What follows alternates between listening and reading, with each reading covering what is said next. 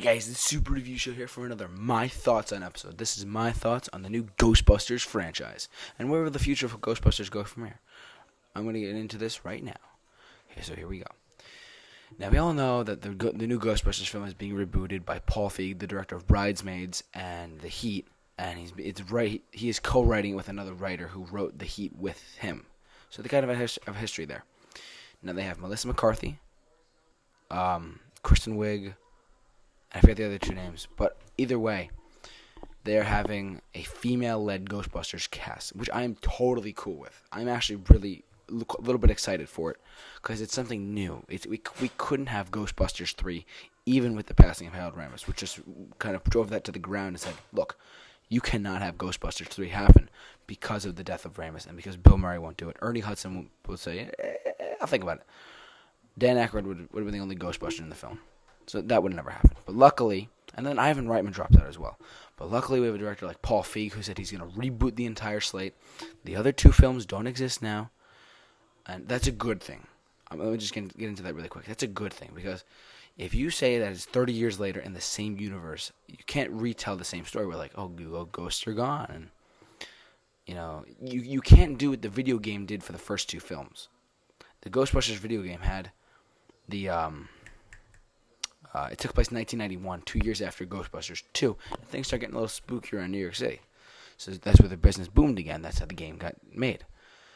You can't do that again. You got to have a fresh new take. You got to go from there. You got to come up with new characters, new story, new everything, and to make this thing work again. Because the old Ghostbusters worked at their time, and they worked up until maybe the 90s, if not when the video game came out in 2008.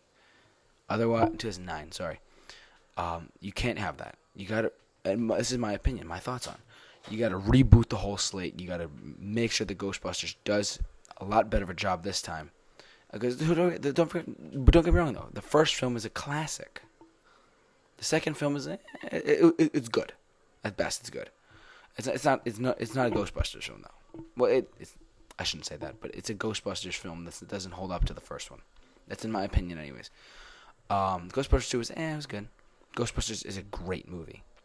Either way, I want to also say about this too.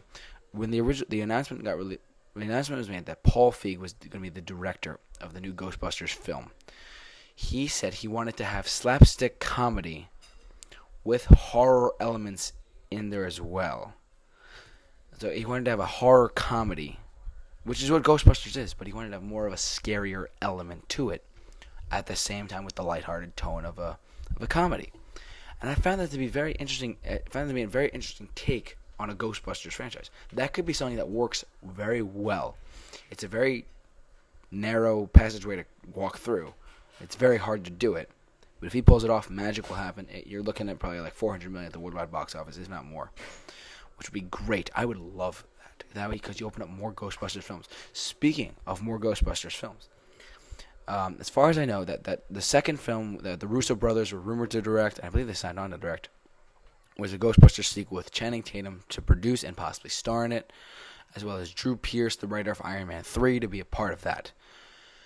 Now, as far as I know, that's still happening, but I just don't know if it is 100% happening. I believe, unless I read it's still happening. I just don't know what the status is. So, sorry, I can't help you there. But they said that Dan Aykroyd and Ivan Reitman are working on Ghost Corps, which is now under the Sony umbrella. Excuse me, it's under the Sony umbrella of, hey, it's just anything Ghostbusters future goes through us. We make sure it's good. We make sure this is good. If you want to do a live action TV show, if you want to do a cartoon, want to do this, the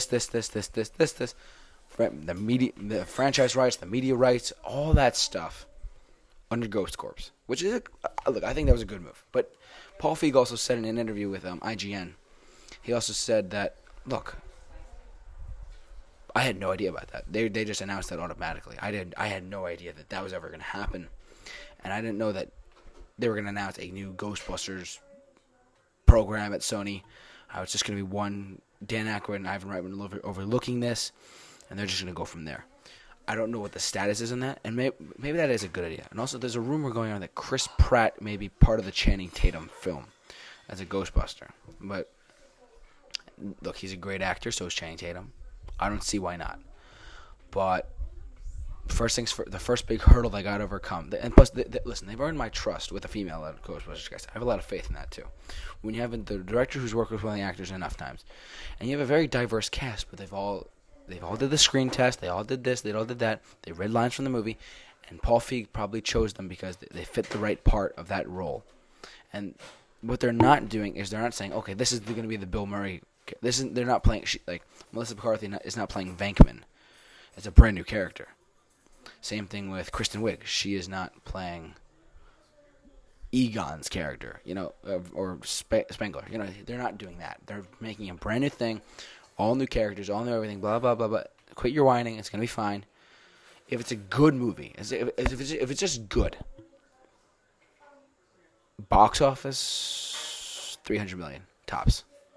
If it's a very good plus movie, 400, maybe 500 million, and therefore you open up more sequels, maybe a live action TV show, Ghostbusters. That I would be interested in that. I would tune in every week and say Ghostbusters on TV. I would love to see that. But I don't know. But the first big hurdle they got to overcome though is making the first film good. That's all they got to do. And after that, it's all easy from there. There you go. So this has been another My Thoughts on episode. Please jump in the comment section. Spread your thoughts about Ghostbusters. Let me know what you guys are thinking out there. And also, subscribe to this YouTube channel. I mean, we do My Thoughts on videos. We do movie reviews. We did a Ghostbusters review of Ghostbusters a while ago. We do news. We do a whole bunch of stuff. TV news, movie news, comic book stuff, updates, live action. No, not live. Soon live. Stuff like that. But for the Super Review Show, I'll see you later.